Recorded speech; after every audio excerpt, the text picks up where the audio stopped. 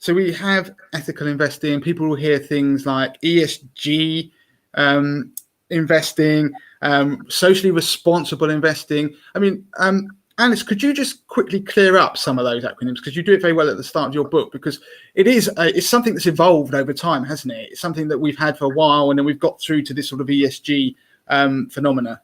Yeah, I mean, Moira will know this as well, but Moira, when you said that when you started out 20 years ago, it was seen as such a subset, such a sort of a niche thing, and almost a bit of a weird sort of do-gooder thing to invest ethically, and that's been my experience as well. But back then it was called different things, so it might have been called ethical investing, or then it was called socially responsible investing, or SRI, and now the term that you tend to see associated with ethical investing is ESG, which stands for environment, social, governance. And so, but what can be confusing about that to investors that want to invest with climate change or the environment specifically in mind is that any company can be in an ESG fund, or it can be called ESG friendly, if it just ticks the S or the G side of ESG. So it could be a company that has really great governance and it's doing everything right in terms of how it manages itself, or it could be a company that's treating its workers really well, but it could be a company that has nothing to do with the environment.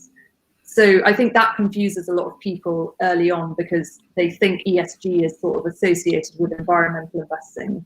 And while environmental investing is a part of ESG, it's not all of ESG. So that's the first thing that people probably need to sort of get clear when they're thinking about doing this. But to many people, some of those things may be more important than others. So, really, ethical investing is a personal thing, and some people may care passionately about climate change or the environmental side of things, and others may be more worried about societal impact or how companies are run in a good way, in a regulated way, and how business is done. So I think there are lots of different approaches to this, and although climate change has reared its head because of things like Greta Thunberg and David Attenborough documentaries, etc., really coming in, seeping into our public consciousness. We're watching Netflix, etc. You see, there are other issues that other people might care about too, and I think really you have to think quite carefully about what matters to you before you plunge into this whole area.